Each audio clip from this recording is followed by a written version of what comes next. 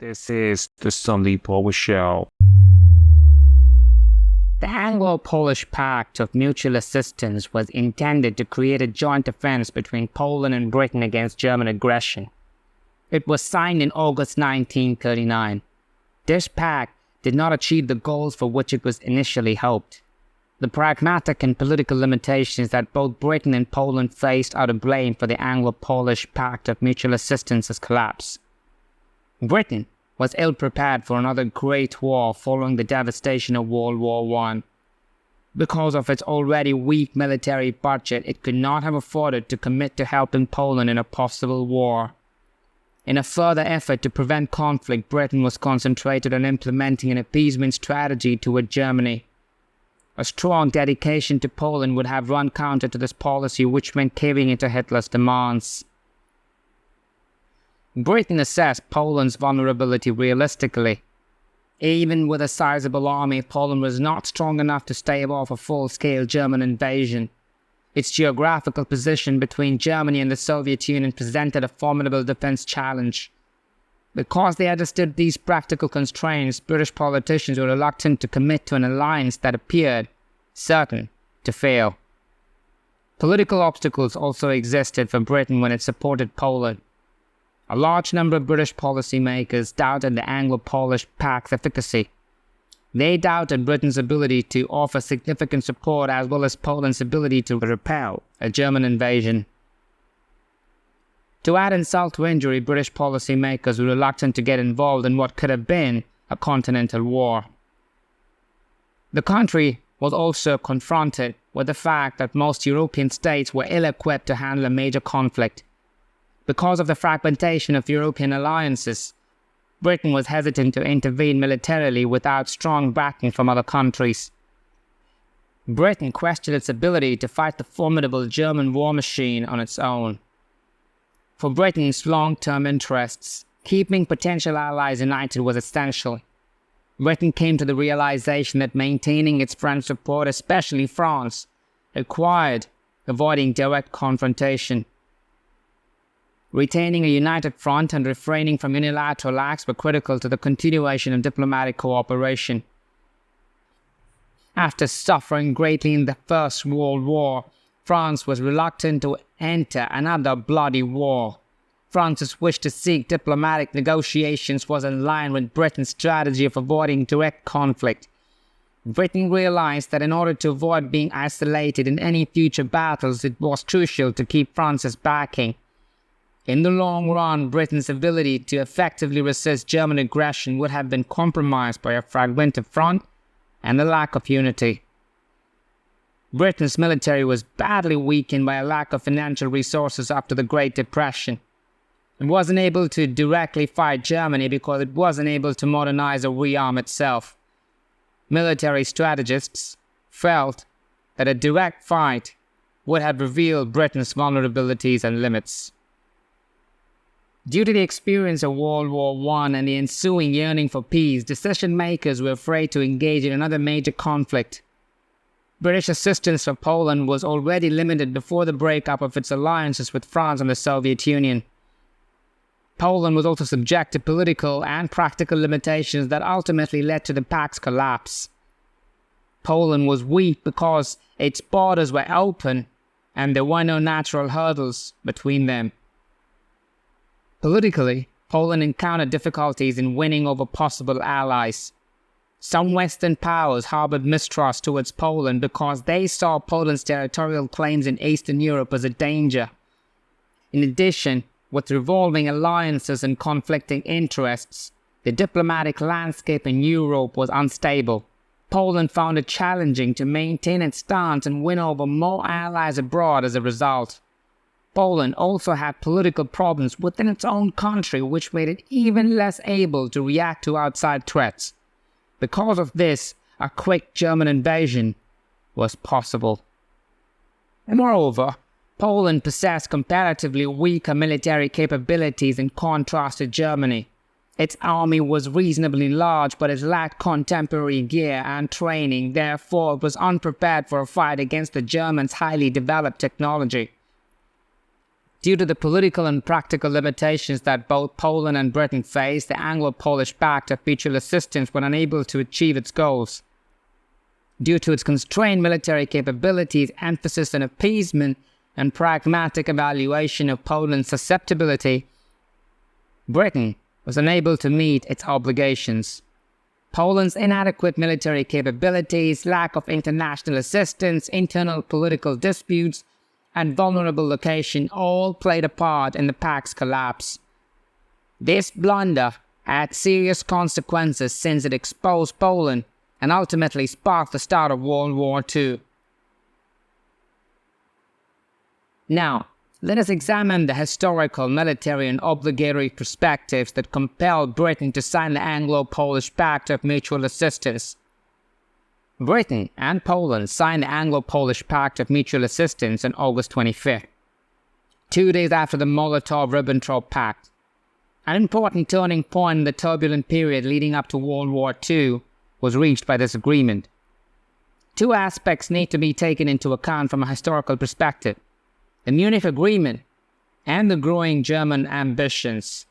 The Nazi regime's assertive foreign policy, exemplified by the annexation of Austria and the Sudetenland and the concurrent invasion of Czechoslovakia, gave rise to apprehensions regarding Hitler's territorial aspirations. In 1938, Britain and France negotiated the Munich Agreement, an appeasement strategy designed to save the peace by acceding to Hitler's territorial demands.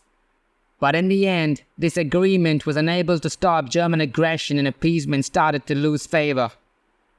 From a military point of view, we need to look at two things: the complicated geography of Poland and the strength of Britain's navy.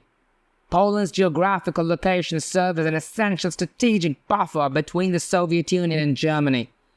Britain saw that in order to prevent Germany from pursuing its expansionist goals, Poland had to resist Nazi invasion. With its powerful navy, the British Empire could project its influence all over the globe. Britain sought to protect its naval superiority by supporting Poland in the event of a conflict and preventing Germany from establishing a foothold on Poland's Baltic coastline. Moral obligations and duties were reaffirmed in terms of politics. A moral reaction to Germany's hostile treatment of smaller countries led to the Anglo-Polish Mutual Assistance Pact. It was clear to British policymakers that backing down from German aggression towards Poland would damage their own reputation and maybe lead to more violence. The Anglo-Polish Pact signature demonstrated Britain's dedication to preserving the League of Nations' collective security tenets. Britain aimed to strengthen the legitimacy of the League and show its will to oppose aggression by supporting Poland. The goal of British policy was to erect obstacles to a potential future German attack. Both countries agreed to provide mutual military assistance in the event of a third-party armed assault, as stipulated in the Anglo-Polish Pact. This clause made it plain that any attack on Poland would turn into a war involving Britain, which deterred any possible German aggression. Britain recognized the strategic importance of safeguarding the Eastern Front via Poland, as it could potentially distract the German military from the Western Front. This would provide the Allies with crucial time to fortify their defenses and make necessary preparations for an extended conflict. Let's briefly analyze the military power of Germany and how it enabled them to easily conquer Poland. Germany had been in the war since the early 1930s, so it was well prepared. The Wehrmacht used cutting-edge tactics and contemporary military concepts. Strong armored divisions and well-trained soldiers made use of cutting-edge air power and weapons with cutting-edge technology. Conversely, Poland's economy was weaker. Therefore, its resources were constrained. It was equipped with antiquated military hardware and gear.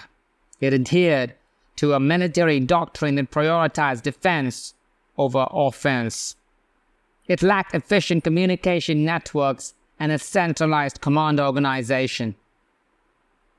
Germany had a well-established military-industrial complex that made it possible to make a lot of weapons. The Wehrmacht that is the army, comprised about 1.4 million soldiers, while the Luftwaffe, that is the Air Force, and Kriegsmarine, that is the Navy, provided extra assistance. It possessed about 3,000 tanks, among them the powerful panzer divisions. With almost 4,000 aircraft, it possessed a formidable air force. Poland's army, on the other hand, was smaller, with only about 1 million soldiers. It possessed approximately 1,000 tanks, the majority of which were obsolete and lightweight varieties. It had an air force of around 600 aircraft, mostly obsolete fighters and bombers. Its soldiers' antiquated tactics and lack of training made it difficult for them to integrate and deploy forces effectively. German forces had experience from earlier wars, like the Spanish Civil War. They were both main and reserve troops that were very skilled and well trained. The soldiers prioritized coordination between infantry, armor, and air support, demonstrating their expertise in combined weapons tactics. It made use of the blitzkrieg tactic, a very quick move that took advantage of the enemy's vulnerabilities in order to quickly render them helpless. Polish troops, on the other hand, lacked the same level of combat experience. Polish forces' efficiency was hampered by their poor organizational structures and little training opportunities. It encouraged a defensive mentality and made aggressive action difficult due to the need on static fortifications. Poland's strategic approach was confined to conventional infantry-based methods with minimal incorporation of air or armor support. Germany used its cutting-edge weapons like the MG-42 machine gun, Sturmgeschütz assault guns, and the 88 mm flak gun without hesitation. It used its Junkers Ju-87 Stuka dive bombers to execute the dive bombing strategy. It improved communication security by introducing the groundbreaking Enigma encryption device. It created the Messerschmitt Me-262, the first jet fighter in service. However, Poland was still using antiquated weaponry, such as machine guns and bolt-action rifles. It found it difficult to match the power of German tanks with its meager anti-tank weapons. Political, military, and economic considerations all played a role in Britain's choice to side with Poland during the invasion of Germany. This approach was influenced by the appeasement policy, Britain's limited military mind, the intricacy of Anglo-French relations, and the necessity of giving economic stability and international trade top priority. This strategy, however, had far-reaching long-term effects because Germany's aggression persisted, ultimately sparking the start of World War II. History would show that appeasement was ineffective in stopping Nazi aggression, thus making Britain's attempts to avoid direct combat ultimately pointless. At the same time, knowing how Britain made decisions during this important time helps show how complicated international diplomacy is and how many things affect political decisions. Britain and Poland signed the Anglo-Polish Mutual Assistance Pact in 1939 as a result of a convoluted web of political, military, and ethical factors. In order to protect its reputation as a champion of international justice, prevent German aggression, and safeguard its own security, Britain pledged to back Poland. Even though the agreement eventually proved insufficient to stop World War II from starting, it does demonstrate how alliances are dynamic and how difficult it is to balance national interests in a world that is changing quickly. This agreement signing demonstrates Britain's determination to thwart German aggression and preserve the concepts of collective security in the face of Nazi expansionism. Germany had a substantial military advantage over Poland during the invasion in terms of manpower, tactics, quality, and technology. Germany was able to conquer quickly because of its highly skilled and combat seasoned soldiers, as well as its sophisticated military-industrial complex. Poland was not equipped to fend off Germany's assault due to its antiquated weaponry, meager resources, poor defensive strategy. Despite demonstrating bravery and resolve, the Polish forces were unable to compete with the German war engine.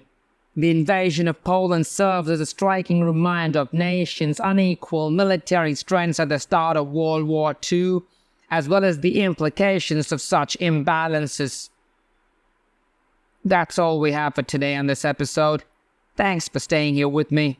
I'm Sundeep August. I'll see you soon. This is the Sundeep Show.